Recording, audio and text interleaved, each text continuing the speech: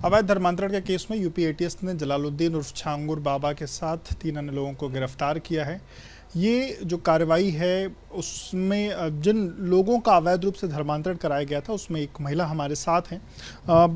आपका धर्मांतरण छांगुर बाबा ने ही कराया? जी, छांगुर बाबा के द्वारा ही हुआ था। कब हुआ था आपका धर्मांतरण? धर्मांतरण मेरा 2020 में कराया गया था। 2020 में? जी। लखनऊ में हुआ या बलरामपुर की कोई कहानी, उसमें कैसे क्या हुआ? नहीं, हम 2019 में छांगुर पीर बाबा से मिले थे। हमें मिलाने वाले अमित उर्फ अबू अमर अंसारी थे, सन ऑफ अबू हुरैरा अंसारी। उनके द्वारा मैं उनके रहने वाले, वो जिला नौतनवा महाराजगंज नेपाल बॉर्डर के रहने वाले थे, लेकिन वो लोग 2014-15 में महाराजगंज से भाग के डिस्ट्रिक्ट से वो लोग अलीगढ़ शिफ्ट हुए। फिर अलीगढ़ से भाग के इस समय वो बरेली शिफ्ट हो गए हैं, क्योंकि उनका मुलाकात कैसे 19 में? मुलाकात लखनऊ में ही उनसे हुई थी और वो अमित बन के मेरे पास आए थे और उनके भाई बहन भी, मतलब पूरी फैमिली मुझसे हिंदू बन के ही बात करती थी। क्या फिर ये वहाँ मतलब उनकी मुलाकात के बाद छांगुर बाबा से मुलाकात के दौरान का जो सफ़र रहा उसमें क्या कह के उन्होंने छांगुर बाबा से आपको मिलवाया? छांगुर बाबा से ये कि पहले तो अपनी पहचान छुपाई। जैसे पहचान उनकी जब मुझे जानकारी मिली तो मैंने उस पर ऑब्जेक्शन किया, तो उनके फादर अबू हुरैरा अंसारी ने बोला कि नहीं, तुम्हारी आस्था के अनुसार सब कुछ होगा। फिर अमित उर्फ अबू आमिर अंसारी और उम्मे रकीवा की दोस्त है नीतू नसरीन, तो वो उसके द्वारा मेरी मुलाकात हुई थी। जिसकी गिरफ्तारी हुई है? गिरफ्तारी हुई है। उम्मे रकीबा अबू आमिर की बहन है, जिसका निकनेम है गुड़िया कह के मेरे से बातचीत हुई थी। तो उम्मे रकीबा द्वारा ही मेरी मुलाकात नीतू नवीन से कराई गई थी। मुलाकात के पीछे का कारण, मतलब दोस्ती बढ़ाने के पीछे कारण क्या? मतलब आपके साथ शादी करने की मंशा थी? क्या मंशा थी आपसे मुलाकात की? उनके यहाँ देखिए, मुस्लिम में ये कह सकते हैं, जो उन्होंने बताया कि किसी काफिर लड़की से, हिंदू लड़की से निकाह करना एक हज का सवाब है। और इस्लाम, मतलब उनका मोटिव जो है हिंदुस्तान को इस्लामिक राष्ट्र बनाने का है, कि ज़्यादा से ज़्यादा हिंदू लड़कियों का धर्मांतरण कराओ। तो लखनऊ में आपकी मुलाकात किसी काम के सिलसिले में उनसे हुई? नहीं, वो काम के सिलसिले में नहीं हुई थी, ऐसे ही आए थे बस वो मिलने के लिए। फिर नंबर शेयर किया, चूंकि अब हिंदू थे तो इतना मुझे जानकारी नहीं हुई उस समय। मतलब कहाँ पे नंबर, ये ऐसे मतलब इसको लेकर के कहाँ पे आप लोग की मुलाकात हुई? निशादगंज में हुई थी हमारी। हाँ। फिर उसके बाद क्या हुआ? उसके बाद बस हमारी उनसे बातचीत होती रही, फिर हमारे उनसे ताल्लुकात बढ़े, क्योंकि हम उनको हिंदू ही समझ रहे थे। तो लेकिन हमें तकरीबन 16-17 के अराउंड हमें पता चला कि वो तो अब अमित हैं ही नहीं, उनका असली नाम तो अबू आमिर अंसारी हैं। फिर उनके घर वालों के बारे में 14-15 में आपकी मुलाकात हुई थी पहली बार? नहीं, उससे पहले हमारी हुई थी, लेकिन मुझे जानकारी, इनकी असली पहचान जो मुझे 16-17 में तकरीबन पता चला था। और 19 में छांगुर पीर बाबा से मेरी मुलाकात हुई थी, वो भी उम्मे रकीबा मुझे लेकर गई थी वहाँ। आपका कन्वर्जन नहीं हुआ? नहीं, तब तक नहीं हुआ था। फिर उसके बाद एक्चुअली मैं उनके उमर बाबा से, अरे जब आप छांगुर बाबा से मिली फिर क्या हुआ? उसने क्या कहा छांगुर? तो उसने ये कहा कि आप यहाँ पे मतलब इसमें आओगी तो बहुत खुशहाल रहोगी, उसमें कुछ नहीं रखा है, और बहुत कि इसमें पैसा आता है, जाति के हिसाब से पैसा आता है, लोगों को दिया जाता है, हवाला के जरिए से बहुत पैसा आता है। सारी बात उसने खुले तौर पर आपको? हवाला के जरिए पैसा नहीं बताया, ये कहा कि हाँ पैसा बहुत मिलता है और इसमें सुकून बहुत रहता है मुसलमान बनने पे। लेकिन हमें कुछ अनकंफर्टेबल लगा, क्योंकि जहाँ पे मेरी मुलाकात हुई थी उम्मे रकीबा के द्वारा नीतू नसरीन से कराई गई थी, तो कहा देखो नीतू मुसलमान बन गई है और बहुत अच्छे से रह रही है, कितनी खुशहाल ज़िंदगी जी रही है, दुबई से यहाँ आ गई, इसी वजह से आ गई वो यहाँ पे। और एक छोटा सा कमरा था, वहाँ पे ढेर सारी औरतें थीं, मतलब वो अजीब सी भभूति या पता नहीं सब क्या जल रहा था वहाँ पे, लुवान उवान टाइप की चीज़ जल रही थी। तो सबका ब्रेन वॉश किया जा रहा था वहाँ पे, बलरामपुर में? जी, वहीं पे। फिर उसके बाद तो आपने फिर? मैं वापस आ गई। वापस आने के बाद चूंकि अबू आमिर के फेथ में इतना ज़्यादा मैं थी, इतना उन्होंने मेरा ब्रेन वॉश किया था कि मुझे कुछ समझ में नहीं आया। और फिर उसके बाद में यहाँ तक कि मैं तब भी राज़ी नहीं हुई धर्म परिवर्तन के लिए। तब उनके फादर ने बोला, उनकी मदर ने बोला कि देखो, केस करने से कुछ नहीं रखा है, केस करने से तुम अपनी ज़िंदगी बर्बाद करोगी, तुम अपनी आस्था के अनुसार रह सकती हो, हम तुम्हारी शादी करा देते हैं। जब मैंने इस पर ऑब्जेक्शन किया था, तब FIR दर्ज कराने की बात की थी, तब उन्होंने ये कहा था, चूँकि मैं अकेली थी। धर्मांतरण का दबाव बना रहे थे, तब आपने FIR कराने की बात उनको कही, तो उन्होंने कहा FIR मत कराओ, तुम अपनी मर्जी के हिसाब से, हाँ, अपनी आस्था के अनुसार तुम अपना रह सकती हो, कोई दिक्कत नहीं होगी, और अभी तुम्हारा निकाह करा देंगे, फिर बाद में स्पेशल मैरिज एक्ट के तो तुम्हारी शादी करा देंगे, कोई परेशानी नहीं होगी।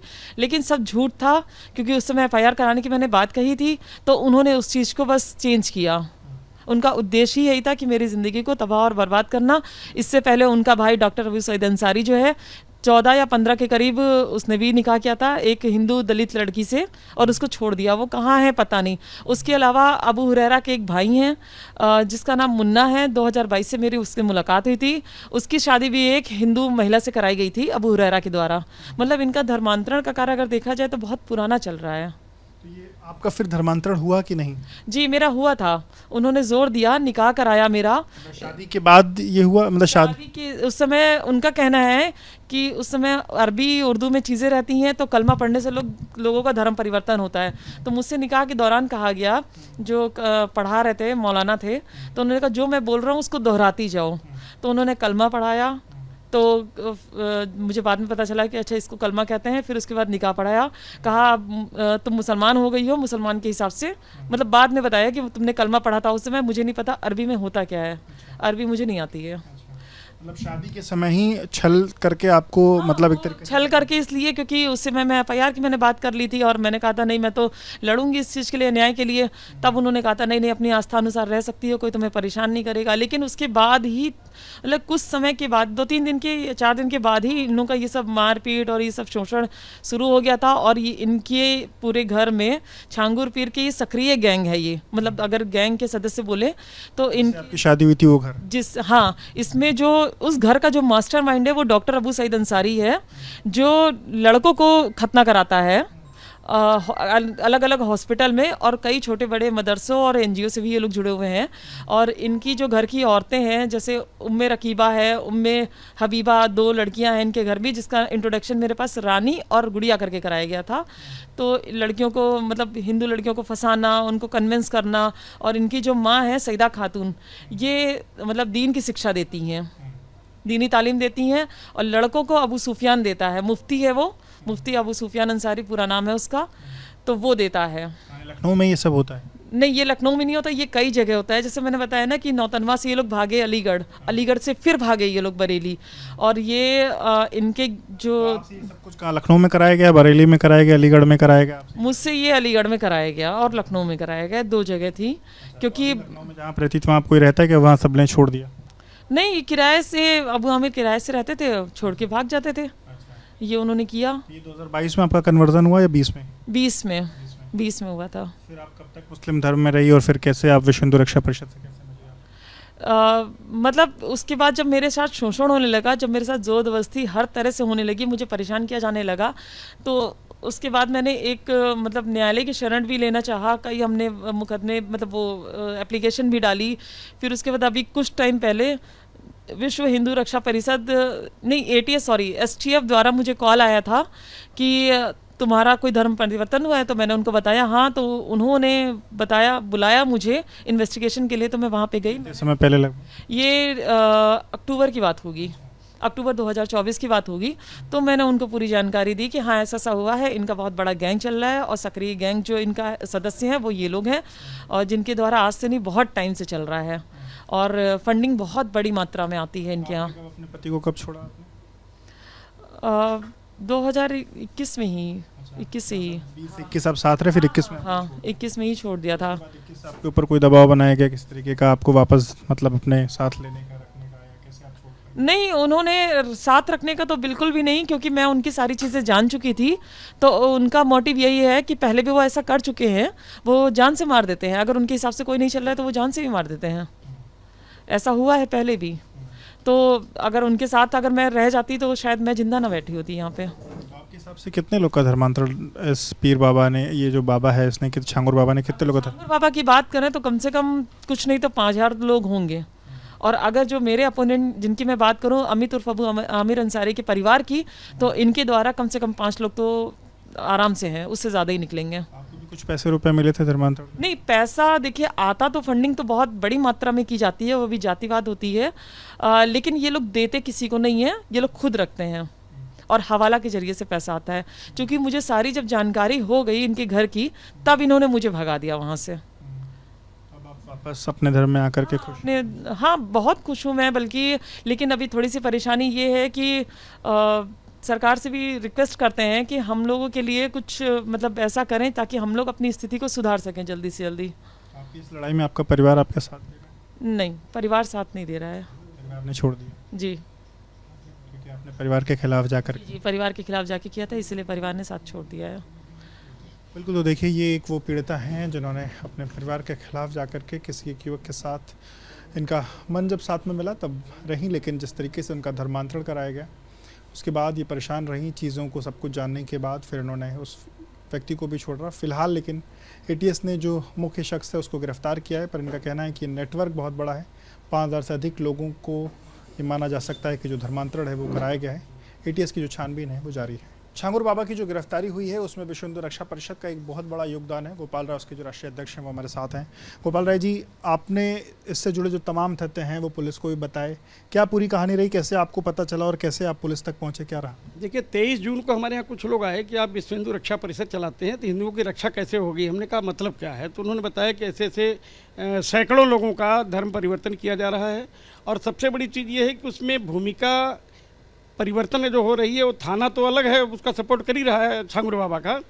ये सीजेएम कोर्ट में एक बाबू है उसका बहुत बड़ा रोल है, क्योंकि वो 156(3) के अंतर्गत मुकदमा कायम करा देता है। कुछ लोगों के साथ कराया भी है और कराने के पश्चात ये जेल भेज दिया। कुछ लोगों को बाद में कंप्रोमाइज़ हुआ है और बाद में पैसे की लालच दे करके ये अपना कई लोगों को, देखिए पैसा मैं आपको बताऊं, ये अकाउंट में पैसा दिया गया है, किसके किसके अकाउंट में दिया गया, कितना आया, सब विदेशों से पैसा आया है।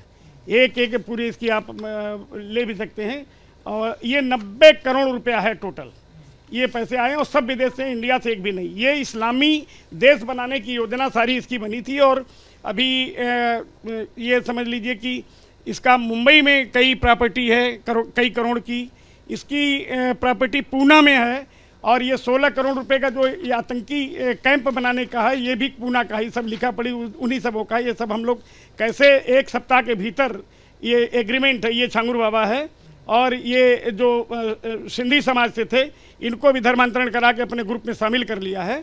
इसमें इसकी बीबी भी है, बच्ची भी है, तो ये पूरा रिकॉर्डेड जो है इसमें है। तो कुल मिला के एफिडेविट में 16 करोड़ ये है, 90 करोड़ ये है, मतलब 106 करोड़ रुपया। और बाकी उत्तर प्रदेश के अलावा अन्य प्रदेशों में भी इसके खिलाफ मुकदमा कायम है। आजमगढ़ के कोतवाली देवगांव में मुकदमे हैं, उतरौला थाना क्षेत्र में है, बलात्कार का भी है, ज़मीन कब्जा करने का है और धमकाने का है और कई मुकदमे हैं। इस पर जांच अगर होगी, चूँकि मैं पहुंच गया था 25 तारीख को, अपने 20 पदाधिकारियों के यहाँ बैठक किया, सबको बोला एक एक गाड़ी 5-5 लोग रहेंगे, तो 100 की संख्या में 20 गाड़ियों के साथ मैं पहुँच गया 12 बजे। पहुंचने के बाद वहाँ इंस्पेक्टर और 5-7 सिपाही वहाँ खड़े थे और वो अंदर से बंद करके ताला खोल दिया, संभवतः वो घर में ही था। तो वहाँ दबी जमान से लोग कहने लगे कि साहब ऐसे ऐसे कर रहा है और सरकारी प्रॉपर्टी आधी उसकी ज़मीन है, आधी तालाब पाट करके, और ये किसी मंदिर की कोई जगह थी उसको भी तोड़ फोड़ करके प्लान कर लिया। तो एक बहुत बड़ा तो बंगला बनवा रखा है। बंगला हमने देखा कि वो भी करीब करीब मुझे लगता है कि लगभग 100 करोड़ के आसपास का होगा, बहुत बड़ा विशाल है। अभी आज तक के लोग भी गए थे, देख करके आए थे। तो इसमें आतंकी गतिविधियां भी काफ़ी है इसमें। जैसे कमलेश तिवारी हत्याकांड में जो आरोपी थे उनको जमानत कराने के लिए भी इसका कहीं न कहीं से सहयोग रहा है। और क्योंकि जब ये वहाँ मौके पे इसके लोग जाते थे तो उसके वकील और ये सब मिल करके ये व्यवस्था देखते थे, फंडिंग यही करता था। लोगों ने बताया कि धर्मांतरण करा रहा है, छांगुर बाबा नाम है इसका। कितने लोग का धर्मांतरण कराया है, क्या इसके पीछे कहानी है, इसको लेकर के क्या तथ्य पता चले और कैसे फिर आप आगे बढ़े? देखिए ये सारे काम तो जैसे हमें 23 को पता चला, मैं जितने लोगों को जबरन धर्म परिवर्तन कराया गया था तो कुछ लोग मेरे साथ आ गए।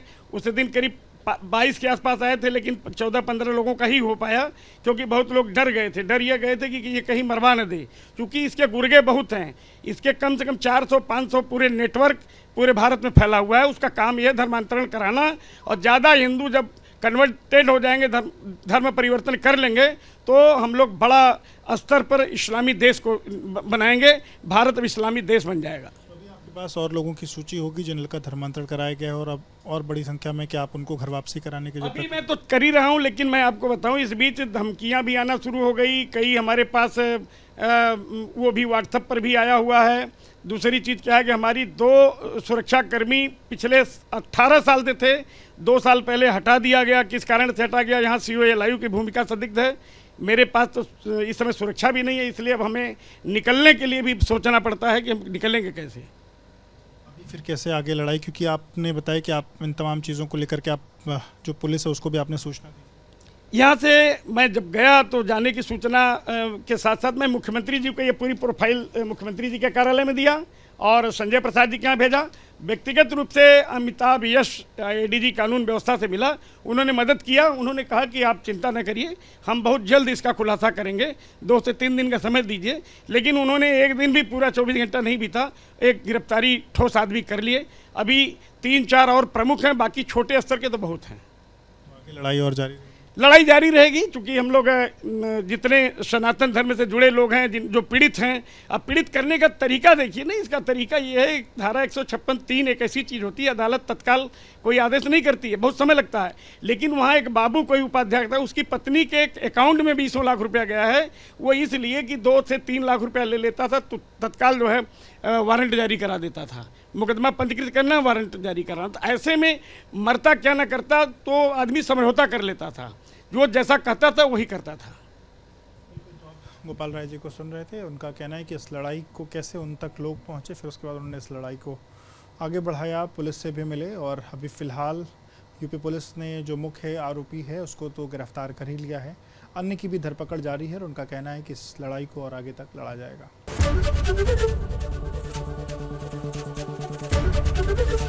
एबीपी गंगा, खबर आपकी, जुबान आपकी।